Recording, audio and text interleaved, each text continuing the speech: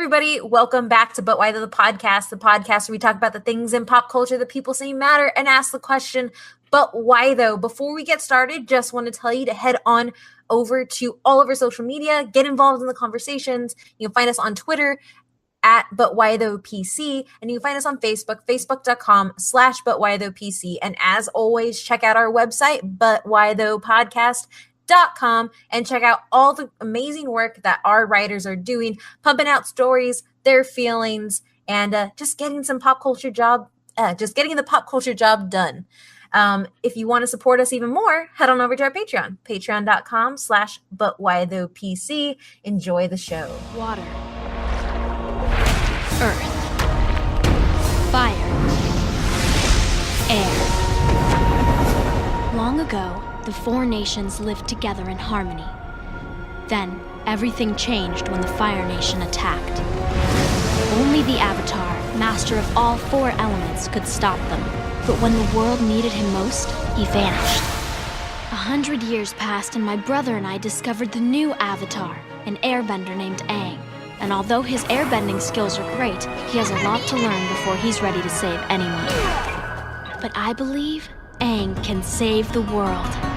Hey everyone, welcome back, and today we're talking about Nickelodeon's Avatar, The Last Airbender, and a little bit of The Legend of Korra and what that series has done for animation and us. As always, I'm your host, Kate, and I'm here with Adrian.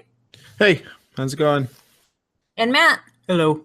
And we have a special guest today, another pretty much member of our family here, But Why Though, Swara Salih from the Beltway Banthas podcast.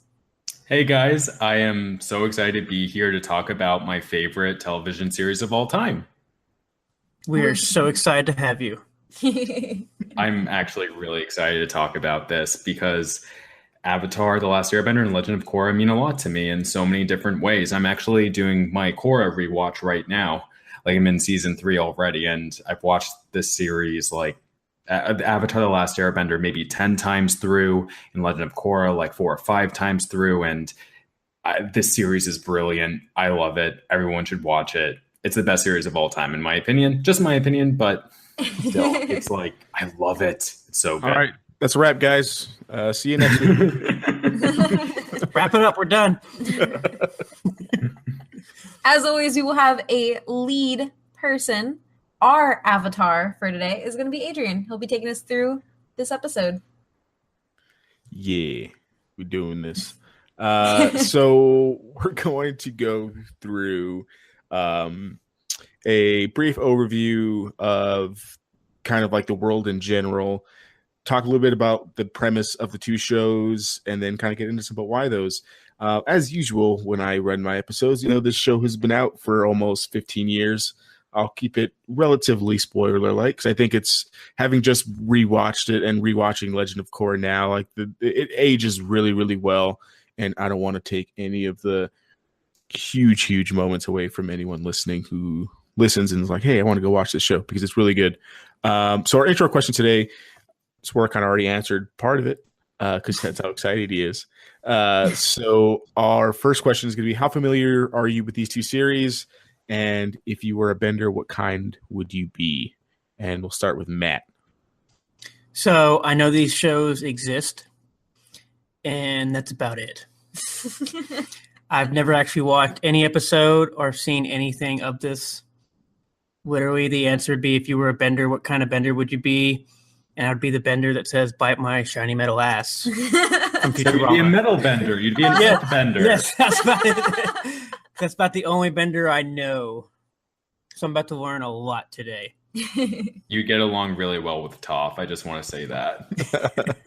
Good. I'm glad you're here, Matt. Ask lots of questions, and we will try and answer them to the best of our abilities with our knowledge of the show. What about you, Kate? Yeah. So I have watched Avatar: The Last Airbender a crap ton. I probably watched it through at least 4 or 5 times. I watched it when it was in its initial run on Nickelodeon as well. And I got to work at Hot Topic when we had a whole bunch of the merchandise. So that was really fun. When it comes to bending, I'm going to have to say Earth, mainly because I love Toph. And I just really like the martial arts style that goes behind Earthbending, mostly because like I'm not graceful, so all the stomping is something that I would be very good at. I'm also fascinated, I guess, to do this. I did not know this was a Nickelodeon show. Yeah. It's really amazing, right? American made. Yep. So technically it's not anime, it's Western, it's Japanese style animation in the West. It's like this really weird category, but this drawn is by South Koreans. Yeah, Studio Mir specifically. It's very inspired by a lot of East Asian anime, like Japanese and Korean anime, and yeah, you see that consistently throughout the series, including in how the characters are drawn. Simply, yeah. All right, what about you, Swara? I know you've given a little bit about how much you love the two series, but if you were a bender, what would you be? I would absolutely be a waterbender. I love swimming. I love the ocean. I love the element of water generally. And, I'm not sure. I've taken martial arts before, but never like Tai Chi, the martial art that waterbending is based off of. But still, like, I would still just want to manipulate water any way I can. And I love Katara. She's my favorite character in Avatar: The Last Airbender. And I think it would also like fits like my general like fighting philosophy really well, because what waterbending is about taking your opponent's energy and redirecting it back against them. So I really like that sort of balance overall, and yeah, Southern Water Tribe for life. I thought going into this episode, I thought 10 for 10 you were going to say air. And the fact you said water, yeah, super surprises me. Well, that's the thing. Like, my personality is much more aligned with airbender. I'm a vegetarian, so that aligns really well. But still, like, water's where it's at for me. I'd be like a water nomad instead of an air nomad. I like that. And for me, like Kate, I watched Avatar: The Last Airbender when it was on Nickelodeon, kind of like weekly. And then Legend of Korra, I watched up until about the second season. And then when they put it like on the streaming service and kind of like where the show was at the time, I stopped watching it. But a couple of years ago, I kind of binged it all and liked it ever since. I've watched the Avatar: The Last Airbender itself a few times as well. I just finished my last rewatch yesterday. So I'm fresh on Avatar: The Last Airbender specifically. The show is great. Really, really love it. If I was a bender, probably be Earth. I would like to be a firebender, but I just think my personality is probably just more Earth. And I think I might be, now that I'm thinking about it, I might be you, but inverse. Like, I think my personality is like hyper aggressive, like fire, but I really want to be Earth. It's because you have all the spicy takes.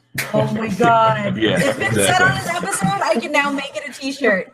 Yeah, spicy T-shirt. I thought for sure the spicy Latina in our podcast was going to say fire, like 10 out of 10 too. So I'm just getting all the guesses wrong today. Great. So that's where we have a nice little, spectrum of love and unknowing of the show. So I'm hoping that at the end of this, we get to share all of our love, and then Matt is excited enough to go watch it, because I think Matt would actually really, really like it. So for our brief overview, so if you're going into this and you're like, well, what is Benders, or who is Katara, and all this stuff, we're going to take about 10 minutes to kind of go through the series itself, the world that it's in, and kind of talk about that. So the series itself is set in a fictional universe in which some people can manipulate or bend different elements such as water, earth, fire, or air by variants of Chinese martial arts styles. This kind of like when I first watched the show, I think one of the biggest reasons why I liked it so much is because it reminded me a lot of Captain Planet, and kind of like that basis of like each person's controlling a different thing. And I was like, oh, this is really up my alley.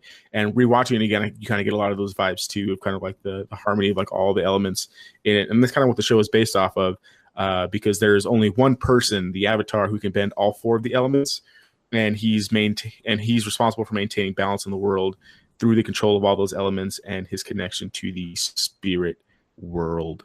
Do you know the individual, like which martial arts are what? Yeah, we do. It's at the. Do you want to Do you know off the top of your head, Swara? Because I was just gonna scroll down and Yeah. I was like, Yeah. if it's at the bottom, we can skip it and come to it. Then I just know that's something that's always made me really happy because like they used to do like the side by side Nickelodeon videos. Those are so cool. I love those so much. Yeah. So first off, water is based off of Tai Chi, which is a very slow martial art that isn't really used in actual combat, but sort of is like yoga that's used for meditation, exercise, and just good for your health overall. Earth is based off of Hung Gar, which really focuses on strong rooted stances and strong defenses and measured attacks like at your opponent. Northern Shaolin is fire, which actually one of the creators of the show, Brian Konietzko, practices himself.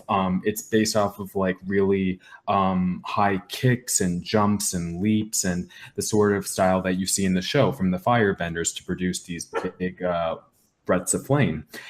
And air is based off of Bagua, which is a sort of circle walking martial art where it's just very like dynamic and you're never staying still. And it really sort of gives the feeling of like constant action in the air, basically. So it's really cool how the creators were able to take these real martial arts and apply them to the four main elements in the real world, in the natural world. Yeah. Yep. To answer your question, Kate, is that? Yes, it does. Answers it really, really well. And I totally feel justified in saying there's a lot of stomping in Hagar, and that I would fit into that because I have high kicks. That much is for sure. Yeah, that'll work. So the world itself is Asiatic-like, so it takes a lot of influences from imagery in East and South Asian countries, Inuit and New World societies, which is really great. Because I think like when you watch a lot of, I mean, obviously like this isn't considered anime, but when you're watching anime, I don't think you really get kind of like the visuals of that kind of culture in those for some reason. I don't know if it's like if it's like an Americanizing kind of thing, but going back and watching Avatar: The Last Airbender, the scenery and everything just looks so distinctly different from each area. Like the Airbenders temples are way different than the Fire Nation islands and things like that.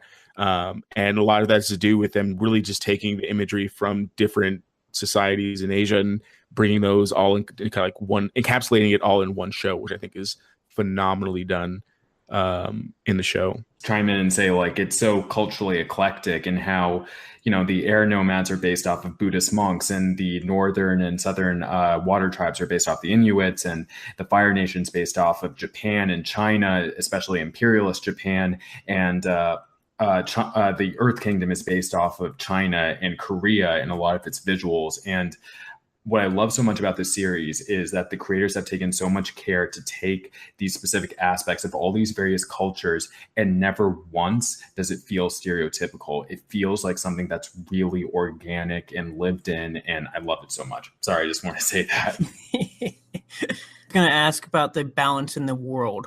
What exactly does that mean? So you talking about like the Avatar's like purpose, like in the world? I guess because you said maintaining balance in the world. Does that mean we have to have peace in all the world? Does that just mean there has to be a set of balance, of equilibrium?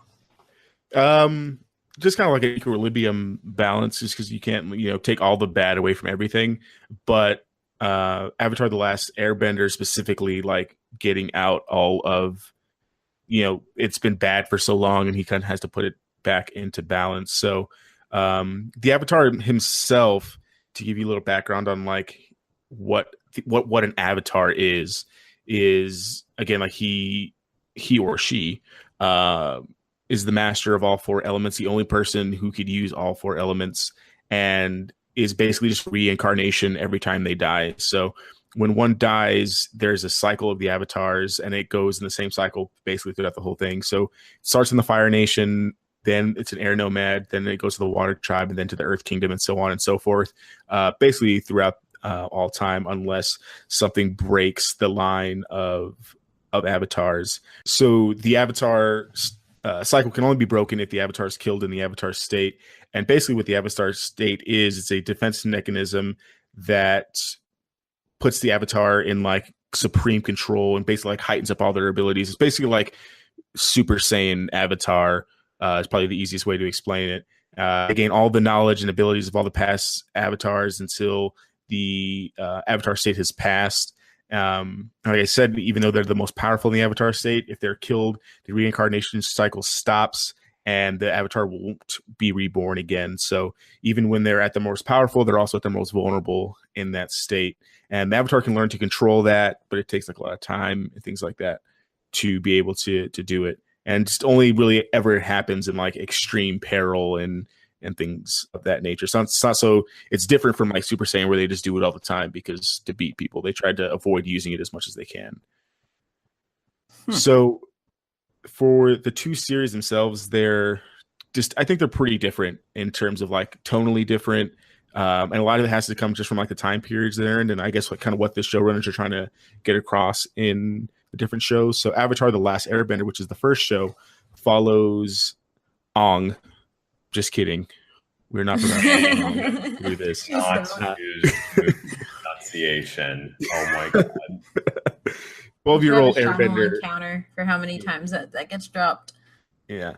12-year-old Airbender Aang and his friends, who are primarily a brother and sister from the Southern Water tribe, Katara and Sokka, who found Aang trapped in ice for 100 years. They all, basically the three of them, are going throughout the world and trying to bring peace and unity because the Fire Nation has been waging a 100-year war against the other three nations. And the 3 seasons that it runs is basically helping Aang, who is the last of his people, master the 4 elements so he can take on the Fire Lord and end the Fire Nation's kind of like tyrannical rule of the world. The seasons themselves ran from 2005 to 2008 on Nickelodeon, and it was basically an instant hit. Like, it was immediately one of Nickelodeon's most highest rated shows. I know the ranking is a little dated, obviously, but it's 35 on IGN's top 100 animated series. It's won multiple Annie Awards and a Peabody Award. It's been syndicated in over 105 countries, and the series finale, Sozin's Comet, which is like a big 3-parter episode, averaged 5.6 million views on its premiere, which is pretty good for a show on Nickelodeon. But it's basically just a cartoon. That's not like, and it's marketed to kids. It's not genuinely marketed to adults and things like that. So it did really, really well. Any questions on that, Matt? So basically, since we have these elemental, I guess, each different elemental, do they counteract each other? Like water would then beat fire, per se, where you have wind would beat earth, or earth would beat water. Yeah. Air beats fire beats air, I believe. Yeah, it doesn't work like Pokemon in that sort of way. It's actually really something that the series From Avatar to Legend of Korra consistently reiterates, is that it's the skill of the individual bender who's that determines the outcome of a fight, who's going to win. And at certain times, firebenders may be stronger. For example, firebenders are stronger during the day when they have the sun to give them more energy, like literally a great ball of fire in the sky, giving them heat, like heating them up to power them up. Whereas waterbenders are stronger at night with the moon, and especially during the full moon, like when there's a high tide specifically, because waterbending is based off of a sort of push and pull of the water. That's like the most basic sort of waterbending. And the original waterbender in their mythology is the moon itself for exercising its gravitational waves on the water and, going up and down, pushing and pulling the water. And, for airbend, and it also really depends on your environment. Like, for example, a waterbender will typically be stronger in a river or like next to the ocean or something. An airbender will be stronger in a wide open space, where an earthbender will be stronger, with a lot of earth around, which is mostly everywhere. So earthbenders might have earth an around. advantage. You know what I mean? Like, or firebenders, again, like if they're around a lot of heat. So it really depends. And I think the series does a really great job of balancing that out consistently throughout. Yeah. And I think to like Matt's to kind of like build off of what Swara said, there are instances where they realize that certain bending techniques aren't working against a certain bender because they are feeding that bender. It happens with Aang and Zuko a lot. So they kind of have to adjust to each other and learn what works and what doesn't. But like Zuko's not an automatic win, and he's a firebender over Aang, who's an airbender. So it doesn't work like that, but it does like kind of factor in a little bit. A little bit, yeah. Yep. I think those are perfect answers. Yeah, I don't have anything to add to that. That's basically how it is. Basically, if you're better, you could find ways to fight and win, basically. Yeah. Like if you're an awesome waterbender, a small pouch of water around you in the desert, you'll still kick ass with that tiny pouch of water. Yeah, basically. Katara, yeah. So then we move on to the Legend of Korra, which is the sequel series to Avatar: The Last Airbender, and this series follows Avatar Korra, who is the direct reincarnation of Aang from the previous series, and she faces political and spiritual unrest in a modernizing world. Basically, at this point, it's kind of like Industrial Revolution, so a lot of kind of like steampunk. In the Avatar: The Last Airbender, like metal and things like that aren't super known. The Fire Nation is barely starting to like make steam engines and things like that. But now, 70 years later, in Legend of Korra, it's a much more common thing to see things like that. So she's in a completely different world than Aang is in the previous series. And this one, as the name would suggest, it's much more focused on kind of like her journey throughout the series, and from kind of brash and broody to kind of a complete and total spiritual avatar throughout the from start to finish. And in this one, it's directly related to the original series, so you get lots of callbacks from characters. You know, you have sons and daughters of former characters from Avatar: The Last Airbender. We get to see Aang because, as we mentioned earlier, all the avatars are connected, so Korra talks to Aang. We get older Aang and things like that throughout the series. So those was always really nice to see throughout the 4 seasons that it runs from 2012 to 2014. Just a note that The Legend of Korra has more seasons, but Avatar: The Last Airbender has more episodes because the 3 seasons of Avatar: The Last Airbender run like 20 plus episodes, whereas Legend of Korra is more of a mini series and only has about 13 to 14 on average per season. Yeah. Sorry. Also, fun fact: Legend of Korra was originally just going to be 1 season. Yeah. And like Michael DiMartino and Brian Konietzko were actually surprised by the amazing response it got, and like they made a deal with Nickelodeon to get more seasons, which was really awesome. Yeah, and give us our Netflix series because we deserve it. Yeah. So The Legend of Korra didn't quite have the viewership as Avatar: The Last Airbender did. The first season really did, but it kind of dropped off really, really hard in the 2nd through 4th seasons. So much so that Nick decided to shift the seasons to like an online outlet instead of putting it on cable, where it had, you know, a little bit better results. Despite like the lack of viewership, it still won multiple Annie Awards. It won multiple awards for IGN, and also won awards with the NAACP for its characters and story development for the things that it does in the show. Yeah, because Korra is a character of color. She comes from the Southern Water Tribe, so yeah, brown skin and stuff. Sorry, I just want to make a point about what Nickelodeon did when they put it online. That pissed me off so much. I was like, at first it was in the middle of season 3. So what happened before this, we got season 2, and I think the ratings were still like pretty strong overall. Adrian, you're right. They weren't as high as season 1. That's for most series generally. And what Nickelodeon did, first off, they announced that season 3 of Korra was coming out like maybe 2 months or so after season 2 came out. I thought, oh, this is awesome. Like, we're getting season 3 so much sooner than we usually would. But then I realized, oh, wait, they've done like little to no marketing for this. And then in the middle of season 3, they make a announcement out of nowhere that, hey, we're moving Korra online. It's not canceled, but you'll still be able to see it online. And like, again, like they were sort of just trying to shelve it to somewhere, because they actually knew and figured out that a lot of people were illegally downloading the show. They found like a lot of Korra watchers are actually adults and not so much kids on like the main Nickelodeon channel. So mainly the adults were like finding it online and watching it.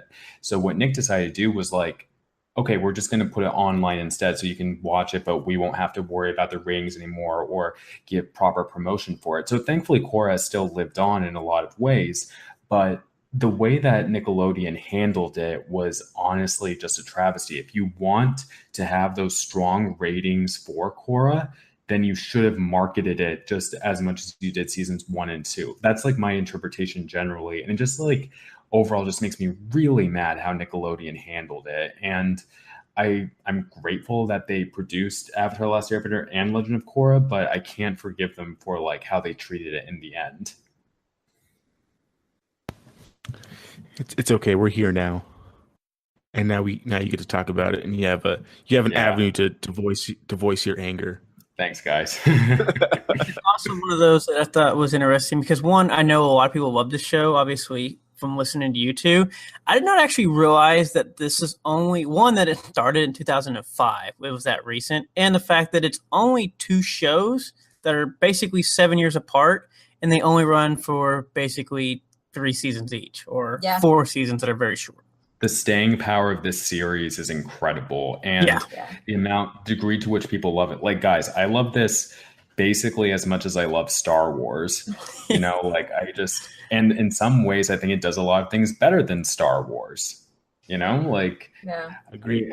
I just like it's an amazing series. Yeah, I think one of the good things about it is it took a lot of the Eastern, like the East Asian, animation styles. But what it left out a lot is you don't find a lot of filler, and you have a lot of concise story and character building throughout everything. Like, I would personally say that one of the reasons why I've watched Avatar so many times is when you watch through it a bunch of time, you realize that characters show up again and again and again, and like not only that, but almost every character that pops up has a story attached to them. They're not just there. The smallest characters will end up influencing things, or at least you understand the entire universe and you feel immersed in it, and they do it concisely and in a small number of episodes. Yep, completely agree. And with that, I'll rush to these last forms of media that Legend of Korra and The Last Airbender cover, and then we'll get into some of the why those, because one of the first ones is the storytelling aspects of the series. So outside of their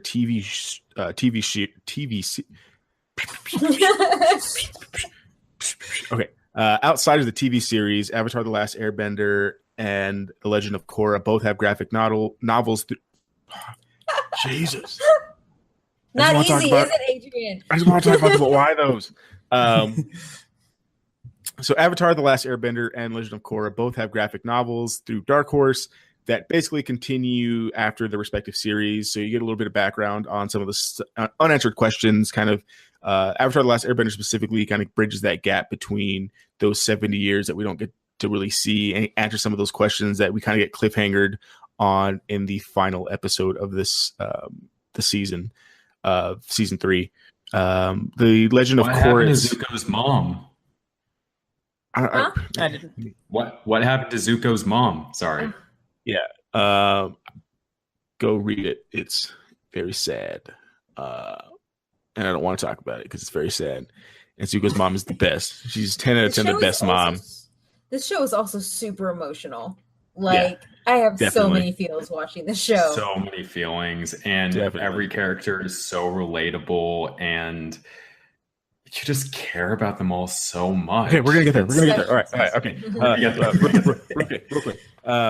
So, and after season 1 of Legend of Korra, it was put into 2 books. That's what kind of all we got from that. Both of them have video games, And then there was a movie done by M. Night Shyamalan about Avatar: The Last Airbender, which I personally think movie ever made. There was personally and will die on this hill that it is the worst movie I've ever seen in my entire life. Wait, Adrian, what is this? I've never heard of such an atrocity. I don't know what this is. I've blotted from my memory. Adaptation of any media I've ever seen. I mean, I don't know if Dragon Ball Evolution is worse because I didn't watch Dragon Ball Evolution. It's worse. It's worse. This is like second. This is second to last or second to worst. Dragon Ball Evolution is worst. Okay. Sorry. Can I just say, has there ever been a good American anime adaptation? Like into a movie? Yeah. Live action. Yeah. That's what I mean. Live action adaptation. Death Note is a hot piece of garbage too, so. Yeah, no, I can't think of one. And this show was made by Americans, and it was still bad. It's terrible. We'll talk about why it's terrible at the very end. It basically covers the first season of Avatar: The Last Airbender, which is probably like a really good season, and like the third act should have been so good, but it was terrible. Okay, I'm done with that because I don't want to talk about it because I'm going to start getting angry because M. Night Shyamalan does not care about us as Avatar fans. Well, and that's the thing. So like when I was telling people to go watch this movie, I was like, his kids love this movie. You know he's going to do it service because his kids love it. And it just, nope. Do his kids hate him now? Probably. I don't know, but I would. Or he's like just going for like an ultra long con and just trying to troll the shit out of his own kids. Which in like that case is also a terrible thing to do. Physical pain for Swara. For those of you who can't see his face.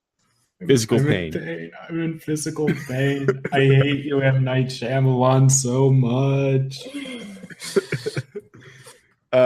Yes, he does have a movie worse than The Happening.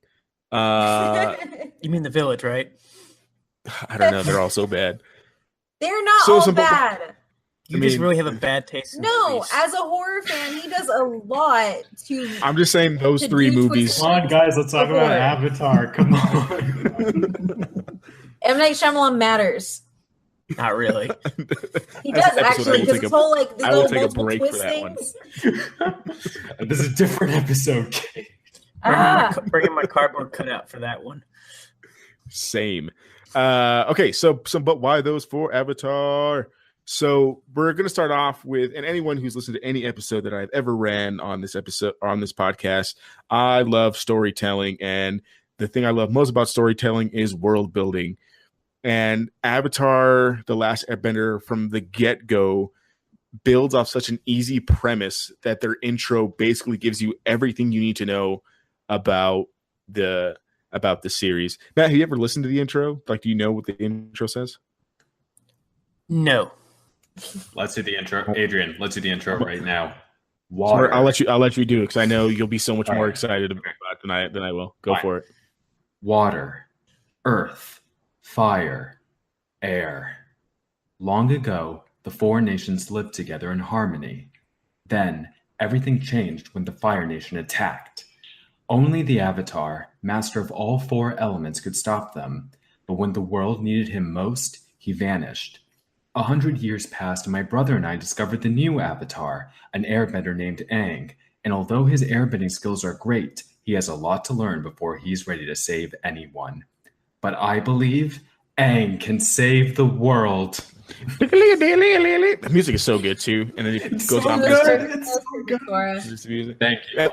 And that's basically the intro, and Swara just nailed it. That was it. I've literally rehearsed it 1,000 times. I kid you not. I love this show so much. So it gives you the world straight away. There's four nations. The Fire Nation's doing bad stuff, and Aang has to stop them with the help of Katara and Sokka. Like, what else do you need? And the greatest thing about it is that from that simple premise, every single episode builds off of that premise. So you get to see you get to see this world through the eyes of Aang, who has been in basically a ball of ice for 100 years and has no idea what the world is like now. And the siblings Katara and Sokka, because they have never left the North Pole or left the South Pole, So as we're seeing these new areas, we're seeing it as like we don't know what this is either. So their interactions of their like naivety of all this stuff really helps like me as the watcher be like, oh, okay, this is why this is like this. This is why this is like this. Oh, okay, this happened in like the history from like the 100 years. So it builds it super well, and it's never too kind of like this is too much information overload. It's very, very simple and straightforward in what it's trying to get across in that. Does that sound fair? Yeah, and what it does so well is that it distills all of these complex socio-political topics and things and trends that we observe in world history, such as colonialism, such as prejudice, such as sexism, such as traditionalism versus modernism. It takes all of this and distills it in such a way that little kids can understand what's going on, or that like adults will still really enjoy. And particularly with the media that I love media that can cut across like sort of age boundaries, and that little kids can enjoy it, that teenagers can enjoy it, that adults can enjoy it. And Avatar, I think, is a perfect example of that. So what exactly is like the anti-bender movement? Can you wait till he gets to it? Well, he was kind of working his way in there, I thought. No, I think Swara was just talking. I don't think Swara. Oh, I literally thought Swara just took the cue and went to the whole next issue. Well, I mean, like it's related. It's through Avatar: The Last Airbender to Legend of Korra, and like with the Fire Nation, you have a prime example of an imperialist power that's like really oppressing the rest of the world. I know this, but this is just it's coming from his brain. Oh, okay. Adrian is leading the episode. Swara can speak, and Swara said, "I'm taking the next." This is how it works. I got this. I've done enough episodes with Swara to know that I just need to put a few words on there, and he will just flow through all of my points very smoothly, very eloquently too. Yeah, I thought it was perfectly well transitioned. I thought it was great. Well, I know somebody who doesn't know this, and then it's the anti-bender movement. Oh, but you don't know anything. But let's talk about the anti-bender movement, because that is something very interesting. In season 1 of Legend of Korra, which takes place 70 years after the end of the 100-Year War, you have a certain subset of people in the main setting of Legend of Korra, Republic City, non-benders, who feel as though a lot of the world's problems have been a result of bending, a result of powerful people duking heads to try to gain more land or more resources or more power, and the common man will often be left in the middle and suffering. And some of these non-benders feel as though, hey, has the Avatar really done anything good for us? Maybe we need to take more of the power back for ourselves. And it's really compelling, and it's really based off of communism and how that arose in like the late 1800s, early 1900s. And it's, again, done in a really succinct and pointed way that anyone can understand. Like that Swara just dropped communism on a Nickelodeon show. This show was so good. This show was so good. Yeah, like not wrong at I didn't say he all. was wrong. I just said I thought it was. the themes are certainly there, and he's right. Like they do politically present, because I mean, regardless of like if adults are watching it, like it's still on Nickelodeon. Like it's still marketed to be a kids cartoon show to watch. Friday nights on Nickelodeon. But they do tackle like these really, really big issues. And another big one outside of like social political issues is they really do tackle kind of technology versus nature, or just kind of just in general taking care of nature versus kind of using up natural resources. And that's very pointed, especially like in today's times where we can't get global warming mentioned at the State of the Union address these days. So you really get that first with the Fire Nation. The Fire Nation is kind of just like burning through resources and burning through lands, and you kind of see the upset that does with like the spiritual realm, because the world that we're talking about is like runs parallel with a spiritual world, and once one's out of balance, the spirit world kind of like lashes back against that. And that's kind of where like the big pointed thing for the Fire Nation in Avatar: The Last Airbender is that, and basically all of Legend of Korra is them dealing with this kind of like industrial movement and kind of being out of balance, just getting away from nature almost entirely, and kind of like the spirits like lashing back, specifically in the second season. for sure. So you get multiple themes, not just outside of like colonialism and things like that. You also get some real world things of like recycle your stuff, or a giant panda is going to come, spirit panda is going to come take your kids away from you, basically. Which I will say, the colonialism, like the colonialism, anti-colonialism, and post-colonialism that they show in this show is like on point as somebody who studied that crap. Like it is on point. Like if I was teaching a class in college about these things, I would pick different episodes of Last Airbender and show it to them. So it's done so well. Again, and Adrian, talking about technology versus traditionalism, again, that's a through line throughout the entire series, and I think more pointedly so in Legend of Korra, because Aang's journey is really about defeating the Fire Nation, defeating the Fire Lord. It's a basic good versus evil plot, but Korra and the villains that she faces are all about that struggle between the advancing technological world, the increasing egalitarian world, as we mentioned with the equalists, and the non-benders. I was talking about the anti-bending revolution, and still maintaining tradition and that sort of spiritual balance with the world. Yeah, I like it. I think you're completely right. And then, because I knew that topic was going to get a little heavy and very, we have Kate, who's a scholar, so I knew it was going to get very scholarly very quickly. So I also wanted to throw in some other fun stuff that the world builds, is that they have really, really cool animals in this world that I wish existed in ours. I'm more excited about these cute animals than I am about colonialism. And I'm just going to say that right there. As you should be. Yeah, so there's like a whole bunch of kind of different animals, and I'll list some of them, and I can I'll just let your imagination picture what they are, Matt. So they have things called platypus bears, which are giant bears that kind of look like platypus. An armadillo. So do they lay eggs? They do lay eggs. Cool. That's another thing, Matt. The science in the show is pretty on point. Like, regardless, like if it being a kid show, like they do make the platypus bear lay eggs. Like one of them gets scared and it lays an egg, it runs away. And you actually learn a lot about these animals too, because it goes back to the whole nature and technology thing. Like as Aang, Katara, and Sokka go through this, they actually meet these animals and learn about them, and sometimes save them. Yeah. Can I just say, I really think that Matt's favorite character would be Sokka. Why? Because they're both like smart scientist guys who love to rationally explain the world. I feel like Sokka would annoy him because Sokka's like kind of stupid. What? No, Sokka just doesn't have a lot of common sense, but he's really smart. Yeah, and I feel like really that would annoy Matt. Okay. Because I don't have a lot of common sense, and I annoy Matt. Okay. Fair enough. But the science part and like he has to be the most logical out of everybody because he does not have bending to fall back on.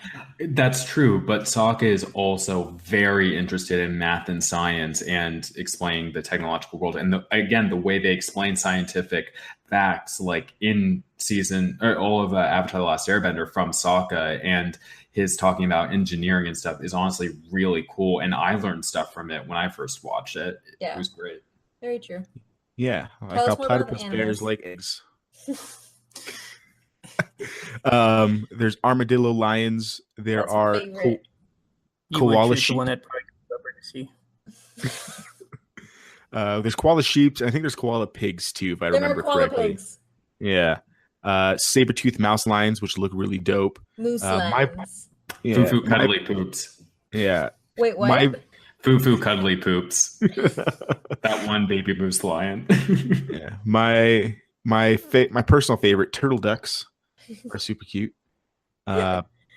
Giant badger moles, which consequently taught earthbending to humans. So even though they're just animals, some of them do possess the ability to do a lot of this cool bending stuff.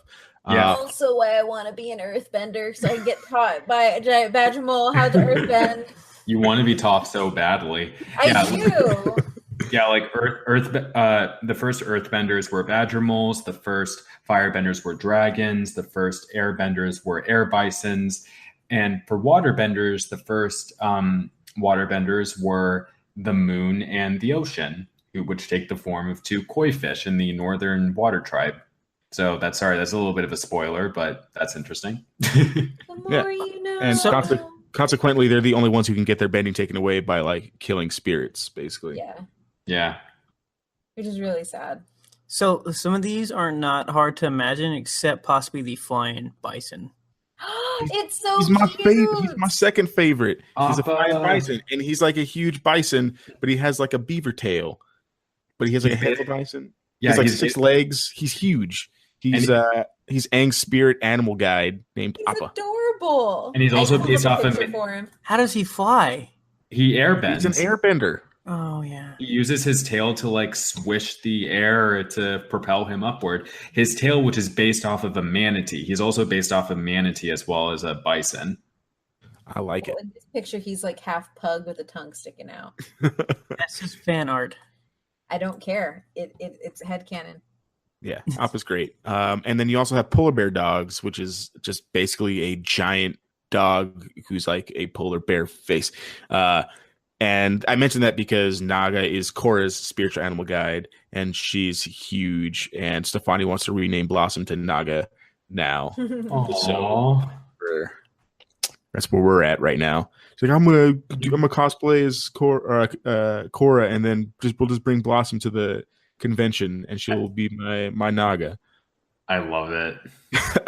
Basically, like the animals in this world are so diverse and crazy that there are like normal animals that we have in our everyday life, but they're kind of surprised with them. So there's this one scene where they're invited to go have dinner with the king at the palace, and they say that he's having a banquet for his bear, and they're like, "You mean a platypus bear?" And he's like, "No, just a bear."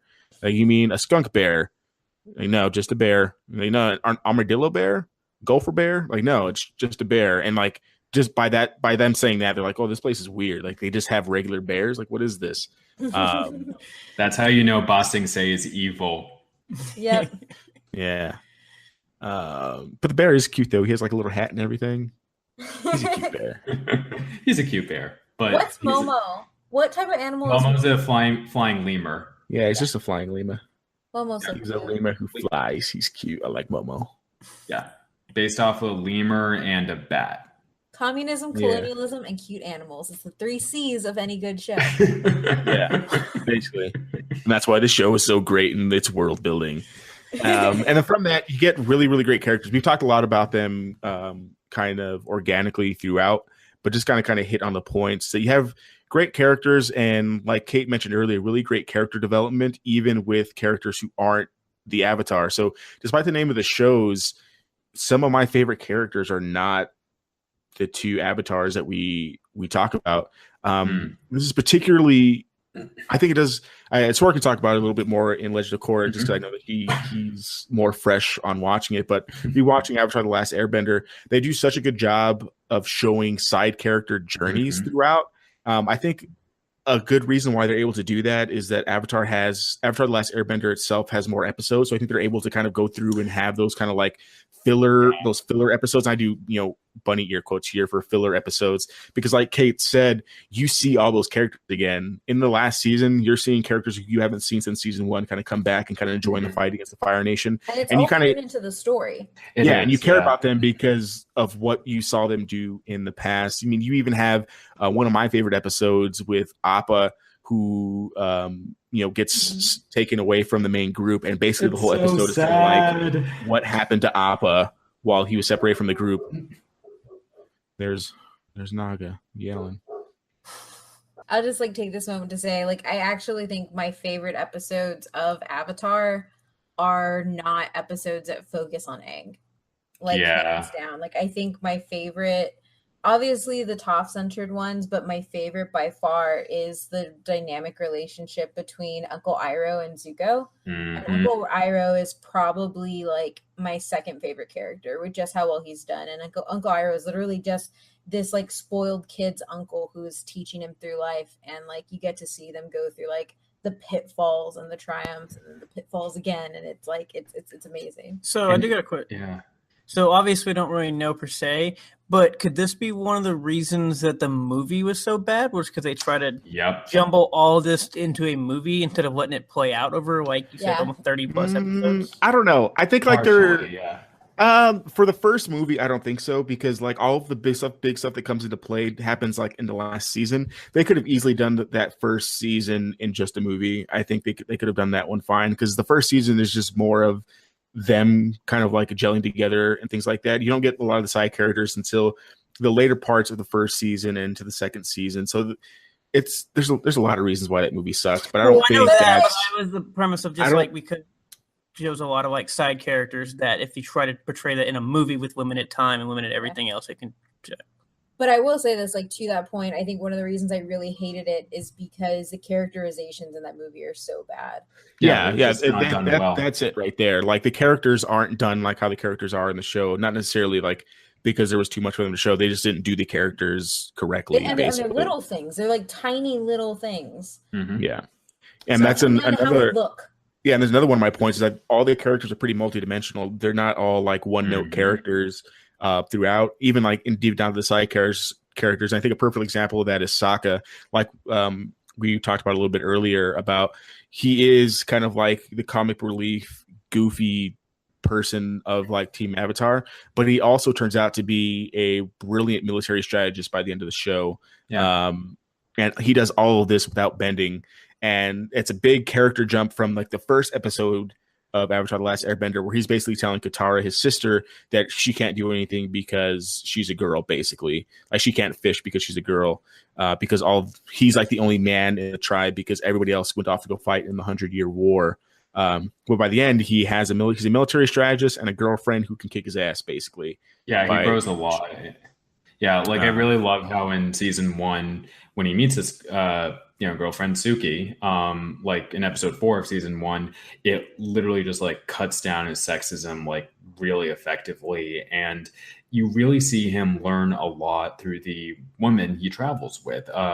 His sister Katara, who grows a lot in her own journey, and Toph, obviously, who it just is incredibly badass and just won't take any like shit.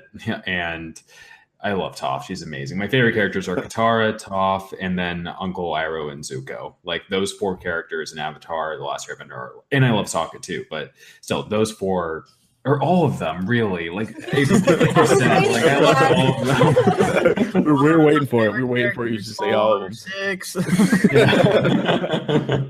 And another big thing about the characters, and I'm gonna take a little shot at Star Wars here. The characters fail a lot in both of these series, but the failure is done so well and it's believable that I don't think it's a detriment to the story at all. So in Avatar: The Last Airbender, hardly any of their plans to beat the Fire Nation ever work, and they end up running away from like a lot of things because they're getting beat.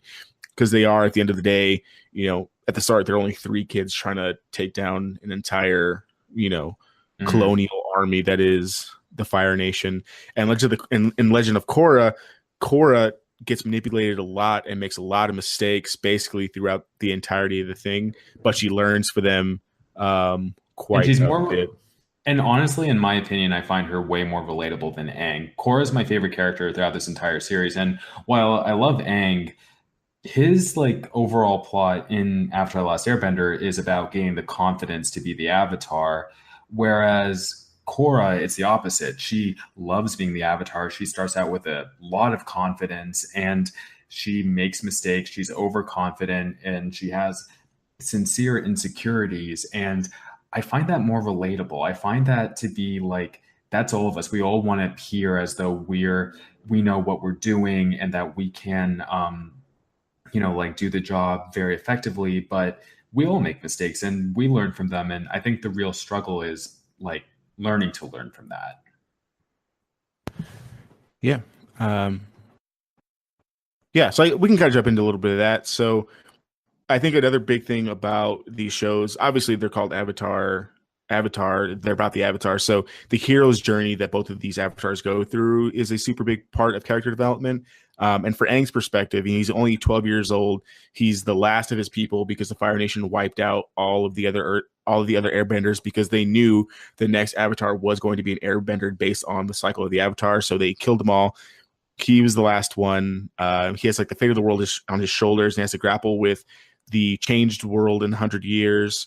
The change in the world that's gone on in 100 years, he feels responsible for, since he wasn't there to prevent it, and dealing with all the situations while still trying to like be true to himself in the way of, the airbender, the way of the monk, which is now, a long dead way of doing things. So he grapples with a lot of that. And then Swara kind of went through Korra's journey through. So they're basically obviously almost like polar opposite characters. So you get different perspectives from both of the shows in the hero's journey in both shows.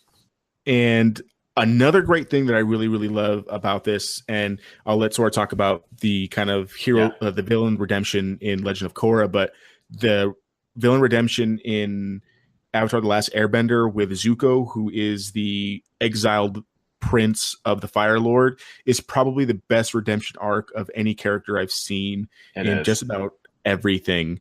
Another shot at Star Wars. Completely. I co-sign that completely. Yeah, and another shot at Star Wars, like if you're gonna redeem, Kylo Ren in this next movie, take a look on how well they did Zuko's character here.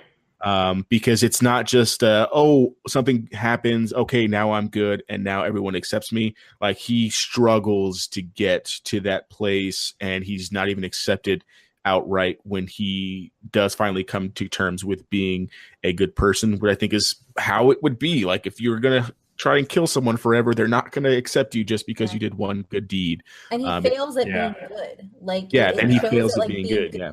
Like this natural thing, he has to work at it, and it kind of works to show that like everybody has to work at being good because he wants to be good, but that like sometimes being good is the complete opposite of what you want to do, and like him making those steps to do that is one of the reasons. Like one, why Katara doesn't trust him because he's been trying to kill them, and then two, like his struggle of like overcoming that and like having to be like second nature. And he is always trying to do what he perceives to be good. He thinks that it is his duty to capture the Avatar, that to regain his honor, to serve the Fire Nation, and to be a dutiful son to his abusive father. But he realizes through his journey and seeing the damage that the Fire Nation has inflicted on the world, like that, hey, maybe this isn't the right path, but still he may lapse into some of those bad tendencies. But again, like once he's in a certain state of mind, he learns from his mistakes and he reflects on it diligently. And then again, Kate, just like you said, he tries to be good, but he fails at it because he doesn't really know how to do it. But he allows his new friends to help ease him into that, going on a spiritual or an enlightening field trip with Zuko, for a couple of episodes. And those episodes are done so well. Like it's really, again, I love the writing in the show so much. And Zuko, like you relate to him so well, whether he's on the Fire Nation side, whether he's on his own side, whether he's on the Avatar side, consistently throughout, because we've all dealt with the same doubts and insecurities that Zuko has. In a lot of ways, I see him like Korra, like that, for the reasons I was talking about earlier. And he is such an incredible three-dimensional character that is always sympathetic. And, Adrian, you mentioned Kylo Ren in Star Wars, and he's like, I recently wrote about this on the But Why Though blog, that Kylo Ren is like the most divisive Star Wars character ever. You either love him or you absolutely viscerally hate him. Whereas with someone like Zuko, from the way he's been written from the onset, has been incredibly sympathetic. And like, I applaud Brian Konietzko and Michael DiMartino for giving us this amazing character. Yeah. I think a lot of the reasons why his character is done so well is because he's paired with good old Uncle Iroh. Exactly. Who is the Father Lord? I watched the episode where he called him the Father Lord yesterday. Now I can't stop thinking of the Father Lord. That's the point, right? The Fire Lord's older brother, General Iroh, is my favorite character in the entire show. And his arc is just phenomenal too. You go through his arc without like really going through it. You kind of go through it by kind of like them telling the story about him. He's already gone through kind of like his own like spiritual journey of going from being the general of the Fire Nation and literally being on the doorsteps of taking over the Earth Kingdom in his father's war to basically renouncing Fire Nation and kind of like what they're doing because of the death of his son, and basically becoming like the wise voice of reason throughout the entire series, even into the second series, where he's basically such a good dude that he gets to chill in the spirit world after he's dead because he's such a good person. And he just drops like the best knowledge, I think, in all of the show, and everybody gets to get imparted with his knowledge, from Toph in a random episode to Zuko to Avatar Aang in it. So like, and Korra gets it in Legend of Korra. So he's kind of like the through line through both of the series and kind of like the voice of reason. He's Yoda of this, but cooler, I would say. Yeah. He has like the best one-liners too. Oh yeah, best one-liners. And he's funny, he cracks jokes. Yeah. He's like, and he's kind of like that stereotypical like old man in the anime genre without all the pervy stuff, basically. Oh my god. Yeah. Oh my god. No Master Roshi. Yeah. Can I just say I don't really like Master Roshi. Is that bad to Master say? Yeah, Master Roshi's terrible. He's terrible. He's not. But yeah, I also think like one of the biggest things that this show does, and like going back to your points about failure, which I think is really important, is like it, like Uncle Iroh like lets Zuko fail, and like doesn't really tell him. He's like, I told you in the beginning. Now you failed. You know, look, be introspective. Look at it for yourself. It'll kind of like it, like it's not like overbearing guiding. Zuko thinks it is, but when you're watching it, it's a lot of like teaching Zuko without teaching Zuko, because that's the only way that Zuko can be taught, if that makes sense. Like, you know, some people you're going to yell at them and they're not going to pay attention to what you're saying, and then other people you have to like kind of, you know, come at it from the side, you know. Yeah, I mean, the show has relatable villains through and through. From being sympathetic with Iroh to being sympathetic with Zuko, to even some of the side characters who are villains in the show, who kind of have they get like their own episode where you get to hear about their lives and kind of what they're going through and why they're doing what they're doing, and you can't help but feel sympathetic for them too in Avatar: The Last Airbender. You feel so. One of the main villains in Avatar: The Last Airbender is Azula, Zuko's sister, who comes off as a psychopath in a lot of ways, who's dead set on just being perfect. She's amazing. That's the thing. That's the thing. She's amazing. She has so much pressure put on her from her father. And in season 3, you get to see more of her side of her own story. And she's not just this like crazy villain. She has depth, and she is really cruel and really sadistic throughout a lot of the series. But the series is so brilliantly written to make you empathize and sympathize with these villains that you feel sympathy for Azula, you know, like in the last couple of episodes of season 3, and you feel really sorry for her. And yeah, Kate, were you going to say something?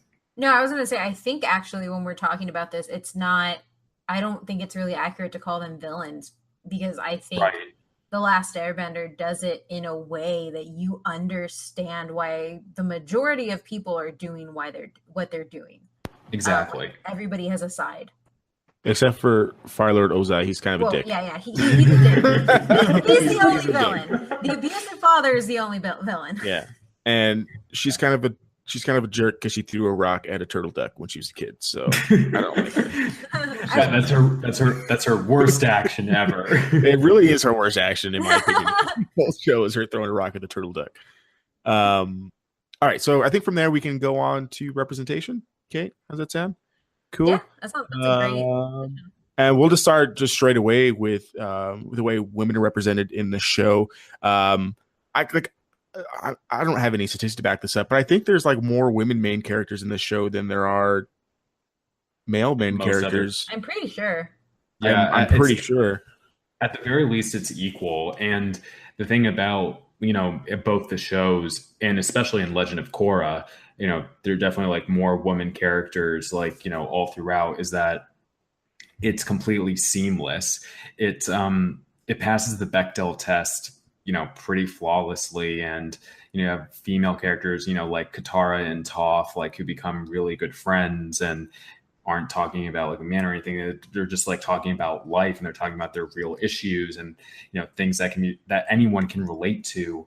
And again, in Legend of Korra, like you have women leaders at the forefront dealing with these large socio-political issues, like the ones we're talking about: communism, anarchy, and even fascism. And these shows get really deep, and it's the women in Legend of Korra who are at the forefront, sort of like leading the conversation, leading the actions that are taking place. And you have amazing performances, and you have in addition to the characterization, like you have so many different types of women and so many different kinds of journeys happening consistently throughout. And I will say, especially with Korra, with what she deals with in the later seasons of Legend of Korra, she deals with a lot of trauma and PTSD, and that actually got lauded for how well that was portrayed. And you also have like, in general, really just like great representations of different people and different like types of people. Like, we're talking about Sokka, we're talking about Aang, we're talking about Zuko, we're talking about Iroh, we're talking about so many different and rich characters that can be related to through any sort of way. And again, like giving my hats off to the showrunners who wrote like these really incredible characters. So that was really well said, but I do at least want you can you give like everybody for anybody that may not know what the Bechdel test The is? Bechdel. Oh yeah, sure. The Bechdel test is literally just two women speaking on screen about something other than a man/romance. That's it. Yeah. And you'd think that that's like a simple like bar. It's not. Well, no, I'm not saying it's not. I was just saying for people who did not know what that was. Right, totally. Thanks, Matt. Yeah, I think that. So, do you have anything to add to that, Kate, from the women's perspective? So, from the women's perspective, I think ultimately, I love the characterizations of women and men in this show for the same reasons I love the female characters in Sailor Moon. Is you don't get one type of person. So and I talked a little bit on our Sailor Moon episode where it kind of by having multiple female characters and by having them each have different positionalities, so positions in the world influenced by their experiences, they are able to exhibit different types of femininity and still be, women and girls, growing and learning.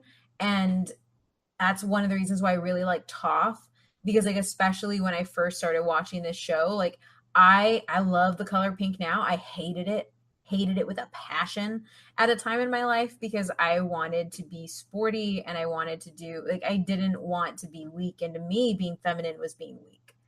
And so like I've gone through my own transformation, and one thing that's helped me like really appreciate that is seeing shows like Avatar where multiple women that do different things are shown as being strong. Being pretty isn't being weak. And you see that with the Fire Sisters. Like they are all different types of women, or women and girls who exhibit who they are differently, and that they are still strong in doing that. And in the same way, like I think Sokka's journey is a really good point, and even Zuko's, to understanding that like you can be emotional and still be a man. Obviously I'm not a dude, so this would be an area for like Adrian and stuff to talk, but just like mostly for me, like it's showing that you can have emotions in different areas and still be strong as hell. And you can sit down, take a moment. And like one of my favorite scenes is actually, I don't remember what episode it's from, but Toph is airbending while she's crying, or not earth bending while she's crying. And like that hit me in my heart, like just square in my heart. Because that's something that like is specifically in a lot of animes is they do make women hyper feminine and girls hyper feminine, or like hyper cute is probably a better term for anime. And here it lets you see all of those things. Like Toph is not the cute girl, Toph is not the pretty girl, but Toph also learns that you can be those things and still be strong, and she can let that part of herself like go. And so I think like as a show to show kids, like this is a really good way to say, like, however you are and whatever you feel, live that, and you can still be strong, because they have representation for all of those types of like personalities, because it is very much a personality thing. 100%. And I just want to add one more thing. I relate a lot to what's done so seamlessly about these characters is that, you know, whether you're male or female, you can relate to them very easily. My favorite character is Katara, for how she has to deal with like sort of being a person to take responsibility for her family, and who has to sometimes act as the emotional arbiter.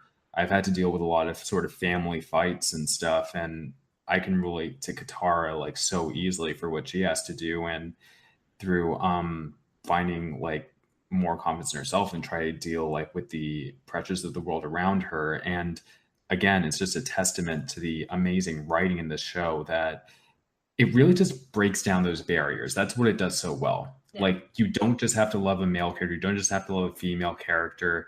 Just relate to who you want to relate to. And that's part of why this show is so popular and so important for kids. Like, I think it's one of those cases like where it's done in a way that like it's the character's actions that you see first. And you don't, like, you see their actions and you see what they're going through before you see anything else, which is really good. Yeah, and they all go through it in different ways for sure. It's not there's not like a standard that everyone's expected to kind of meet. And I think the best thing about it is that they all like let themselves go through these struggles. I think so often what comes to mind is stuff like in the Marvel Netflix series, you know, when someone kills someone or someone does something bad, like everyone's expected to like be something that they're not. And I know with like obviously completely different kinds of shows, but like, you know, for example, like when Katara is going through like wanting to do get revenge on the guy who killed her mom, Aang lets her go, and Zuko kind of like helps her go through that, and at the end, like Zuko understands like why she does what she does and everything like that. That's some strong friendship bonds, and what I would hope would happen in real life. Like, it's real life.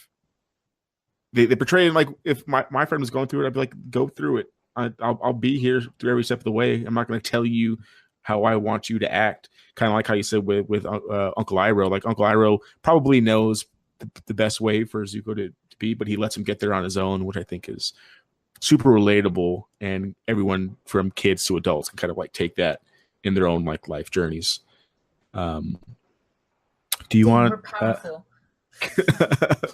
Do you want to talk about Korrasami? Yeah, let's talk about Korrasami. Yeah.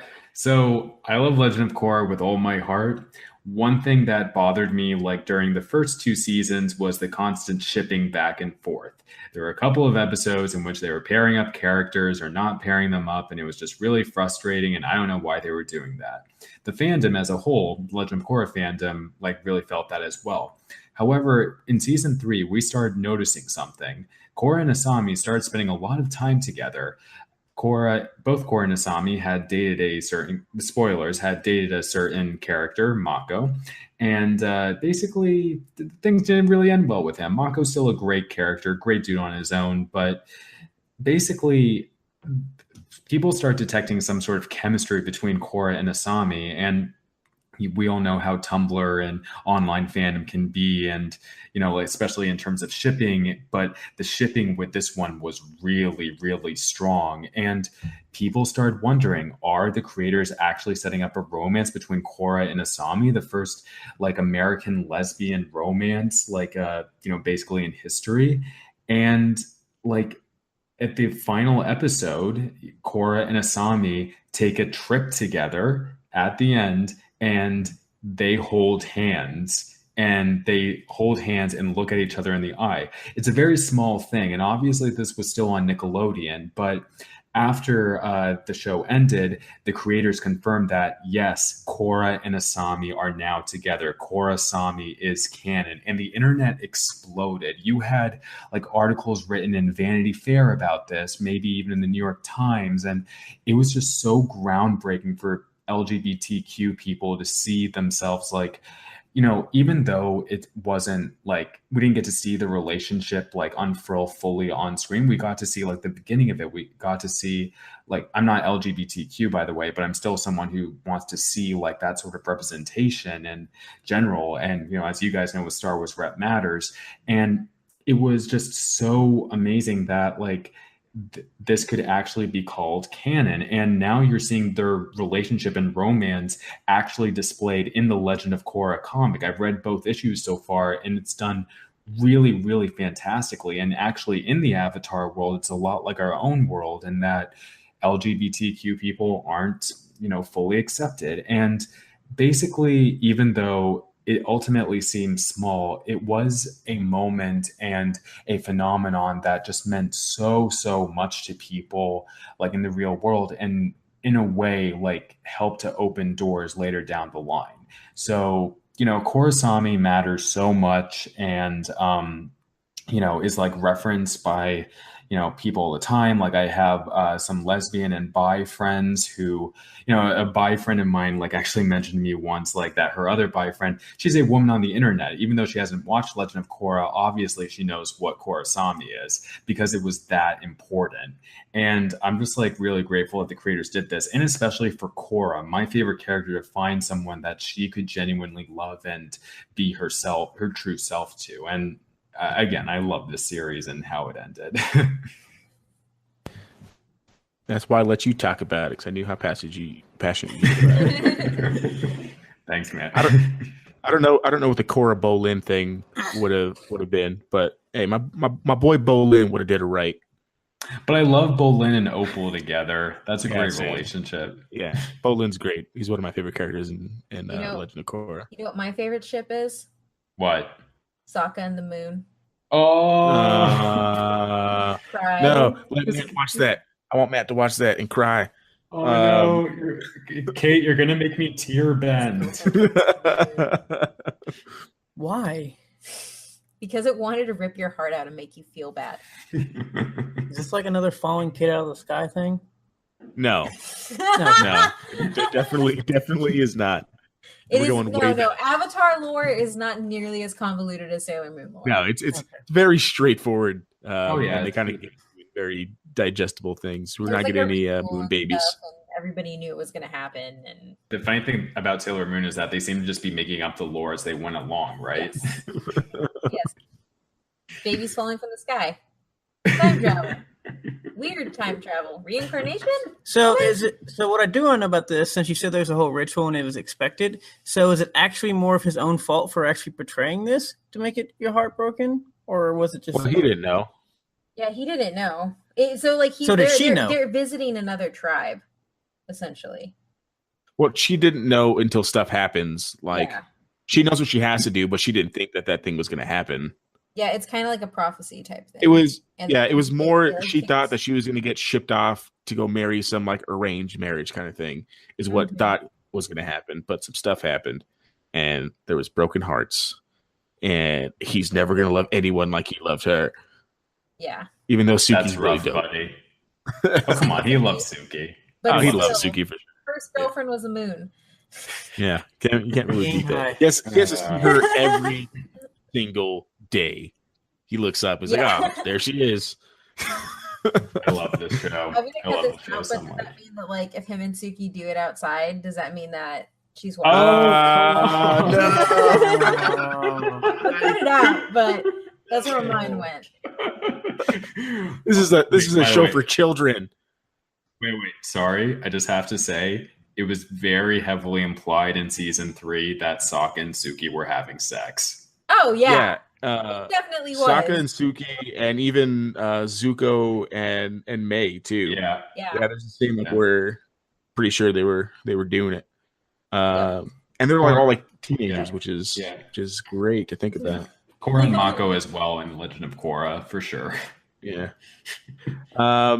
With that said, we'll get into some quick things that I think are just kind of like that I think are great about the show, but didn't really fit into any of like the major, but why those? I didn't want to like take away from any of them. The action sequences are amazing. A lot of that has to do with the fight choreography being done They by them like consulting with like a real martial arts expert to do the fight choreography. So all of the, like Sora mentioned at the beginning of the episode with the different fighting styles, everything is distinct. Like the airbenders fight like airbenders, the waterbenders fight like waterbenders, and that leaves for really great action sequences and visuals throughout both of the shows.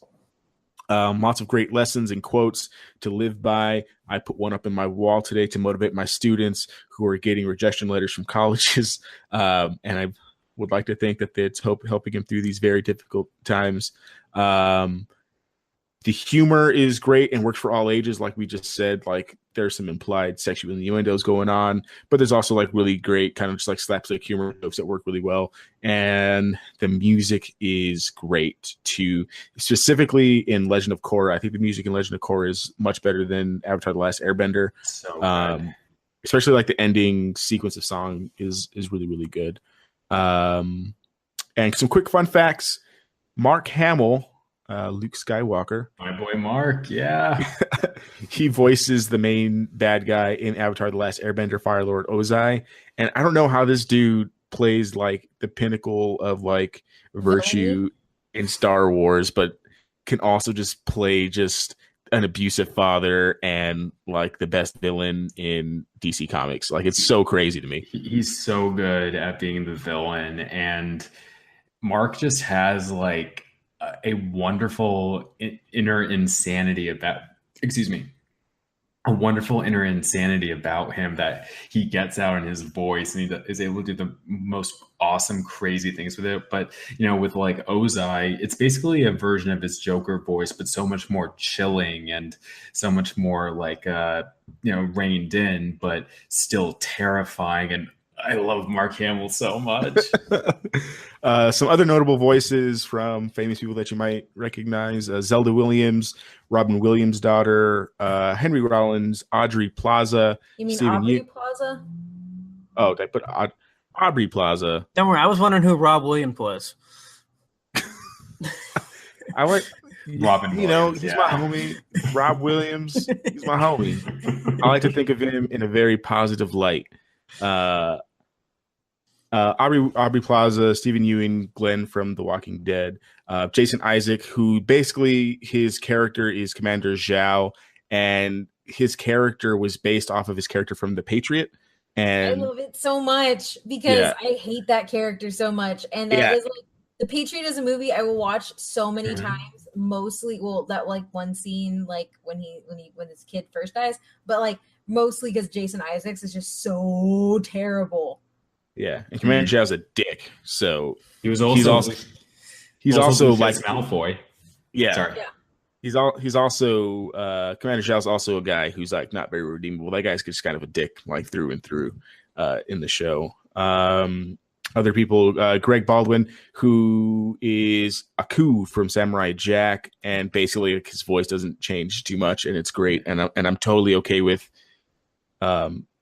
thinking Aku, but also thinking Uncle Iroh when I hear his voice. Sorry, the initial voice actor for Iroh was Mako Iwamatsu, who unfortunately passed away like in season 2 of Avatar: The Last Airbender. So Greg Baldwin took over after him. It's really sad. And Mako in Legend of Korra was named after him. Yeah, exactly. Which I think is a great callback and good on the showrunners.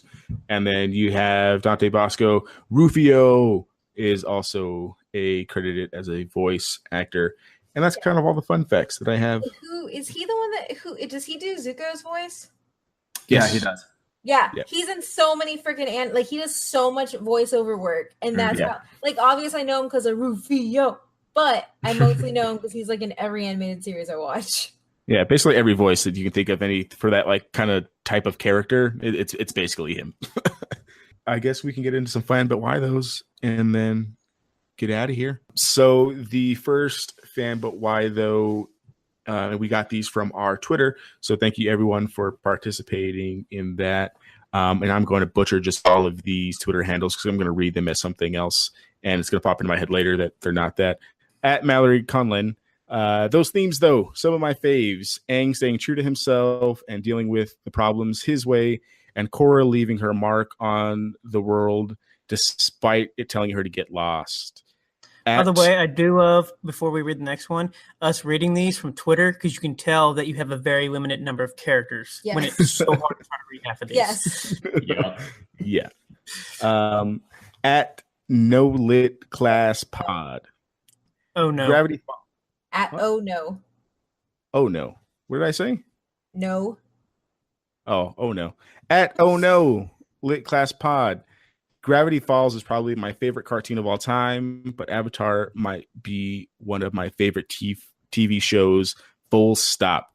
It was ahead of its time in so many ways, and rewatching it as an adult is still a joy. I can completely agree with that. At David M. Gomez 91, Korrasami, that is all. At Zero Spazinator, well, being that I graduated with an Asian Studies major, Japanese minor, and study in 3 martial arts currently, I love how it tends to incorporate some of the Asian culture as well as the martial arts that demonstrate the bending techniques. We have one from Steven, Swara's co-host from Beltway Banthas. My boy. And his But Why Though was about Zuko's struggle with revenge and forgiveness, which I can totally agree with. Which I do want to say, I remember jumping in on a thread that he had with Swara because he had borrowed the Last Airbender stuff, and it was so awesome to get updates in that thread because he was talking about watching it with his daughter, and it was just so amazing. And it warmed my cold, dead heart. they both love Toph, by the way. Yeah, Toph Beifong. She's the best. She really is. I feel like she's like, okay, we talked about Zuko a lot, but like everyone just wants to be Toph. Let's be real. I like Toph. And then our final fan, but why though, is from one of our Patreons, Nico. And one of our writers at whythoughpodcast.com, because we have writers. We do. Go read the blogs. Swara released one. Yes, you did. Swara is also a writer. Yeah. We got a community going, guys. Come join us. And his Twitter handle is at Nicola. And we'll post all these on the thing because at what? Huh? What the hell did you say? At Darth Nicol. You said Nicola. Nicola? You didn't that even looks like say Nicola. Darth. It says you didn't Darth. Even say Darth. I said Darth. You didn't. Yes, I did. We have it on audio. Swara's covered face because he knows. I'm playing this shit back to you over and over again. Oh my god, I love you guys. And his one is a little lengthy, but you can really feel the love in this fan. But why though? He sent it to me in a picture of a Word document. So this is much longer than 280 characters as we go through this, but it's also written in correct grammar, so it should be easier to read. I absolutely love Avatar: The Last Airbender and The Legend of Korra. I am 22, and I'm not afraid to admit that I watch these shows religiously at least once a year. I watched the first episode of Avatar when it came out on TV when I was a kid. I was hooked from the beginning. Now, as an adult, I still watch it, and it's still an amazing experience. The adventures and lessons I learned by watching Aang and his friends have been a huge part in developing my point of view and the way I go about life. I specifically chose to name my 2 dogs, Appa and Momo. They were such great companions to Aang. Korra is amazing, even though I was a bit skeptical of the show at first. That easily turned around after the Pro Bending Championship match episode. The art style from the series was incredible. The fight choreographies were just jaw-dropping. I also like the steampunk / Bioshock style vibe that era gives off in the show. I definitely love the boundaries that the show crosses with the series finale. Made me care about the show a lot more. I absolutely recommend these shows for children, adults, and anyone in between. I'm sure you'll find something about it that you'll come back to time and time again, just like I did. I can only hope that many of you enjoy this show in all of its wonder and fantasy. Thank you, Nico.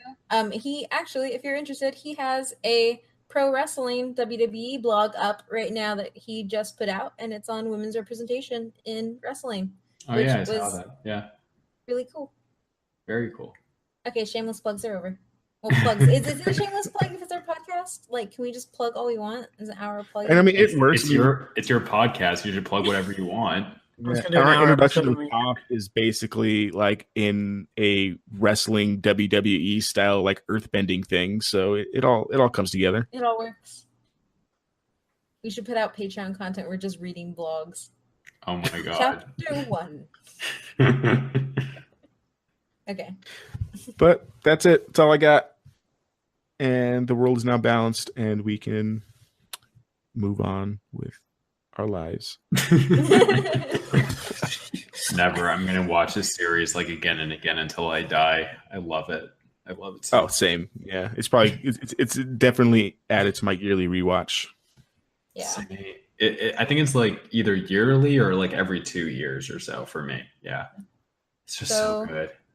So, final thoughts? I think this is one of the greatest, if not the greatest, television series of all time for all the various issues it tackles and for the way it definitely handles its characters in relation to those wider themes. And it's so beautiful in terms of how it's written, in terms of how it looks, in terms of these characters we have. And everyone should watch this show. This show should be put down in history as like one of the best ever made. And I will, stay on that island for like the rest of my life. I love this series with all my heart. I thought everybody goes to a hill, Swara goes to an island. Well, that's what I meant. My hill, my island. You know what I mean? Hey, that's fine. You can go wherever you want. To his airbending temple or water tribe hut. Exactly. I just picture Swara saying, "Fuck this, I'm done," and like leaving the world and going with nothing but a box set of Avatar and Korra DVDs. Exactly. Exactly what I would do.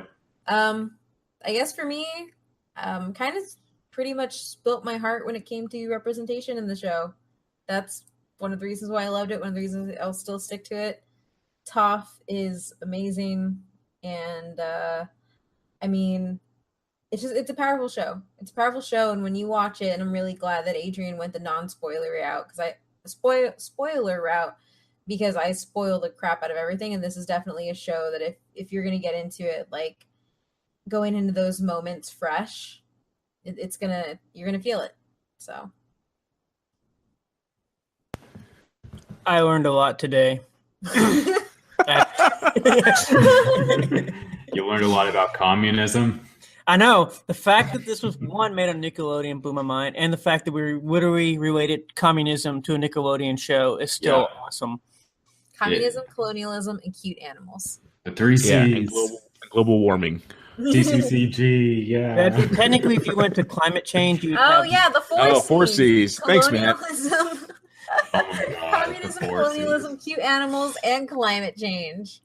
That's all that the show is about. That's awesome. It is. There you go. On a random side note, basically, we talked a lot about Tai Chi because of different things. And ever since basically Iron Fist, I can't take Tai Chi serious anymore. Oh, no.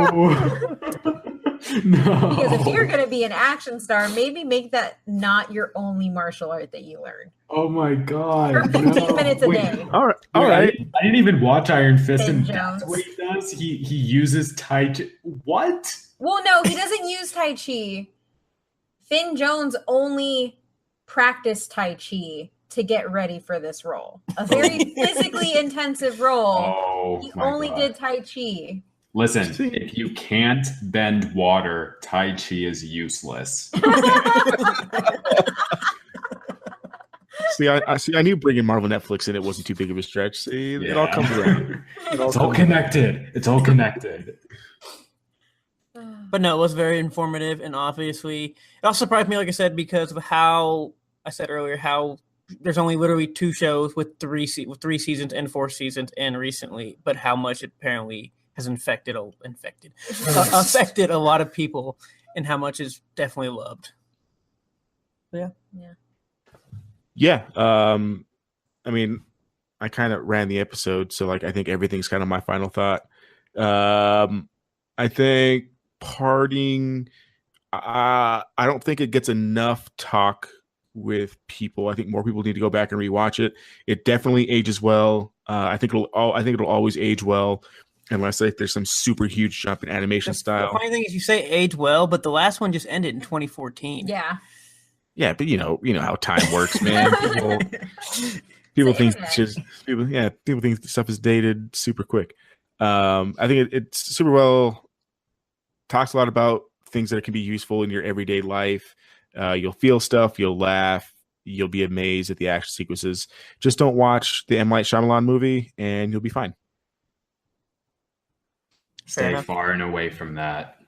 Do you want to close us out, or do I do? You close us out. What is this? Okay, so Swara, thank you so much for coming on to our show. You are a member of the But Why Though family. So tell everybody where and how they can find you. So I am the co-host of Beltway Banthas, as well as being a very happy and proud member of the But Why Though family. But Beltway Banthas is the Star Wars and Politics podcast in which me and my co-host Stephen Kent talk about all the intersections of politics and Star Wars in any way you can imagine it. And you can find us on Twitter at Beltway Banthas. You can find us on iTunes, and find me on Twitter at Swara Salih 1. That's SWARA SALIH1. And you can find Steven on Twitter at StephenKen_89. That's Steven with a PH. So what does a 1 in your name mean? Oh my god. That's just because I had made one Twitter account with Swara Salih, and I had forgot in the past. Yes, I knew it. Somebody already owned the one that was not already taken, so you had to put a 1. This is a reference to our 50th episode where we did questions, and Matt just started talking about numbers and names. Gotcha. You see, Matt would love Sokka. They both love numbers. So as always, you can find the podcast at But Why Though PC on Twitter. It's our most active source of social media, but you can also find us on Facebook, facebook.com/ButWhyThoughPC. We have shirts for sale on our TeePublic storefront. You can come join us on our Patreon, where for as little as $1 a month, you get access to all our research notes, episodes early, and for $3, you get special content, including all of the episodes we make handcrafted with love and movie watching for our $10 patrons. So check that out, patreon.com/ButWhyThoughPC, and make sure you stop by our website, butwhythoughpodcast.com, where we have an awesome team and family of writers that cover all the topics from tabletop reviews to representation to just pretty much everything you can think of in pop culture. And you can find me at OhMyMythReindeer on Instagram and Twitter. Adrian? You can find me on Twitter at SuperReese93, SUPERRUIZ93. Matt? And you can find me on the Twitter at DATM18, DATTM18. Swara, how do you want to go out? To the Avatar theme song, of course. Okay. Dun, dun, dun, dun. Swara remix this episode. Yeah. We're just going to loop that over and over again. Yep. No. I did it with the Game of Thrones one. She did do it with the Game of Thrones one. Man. No, but the actual theme song. Yeah.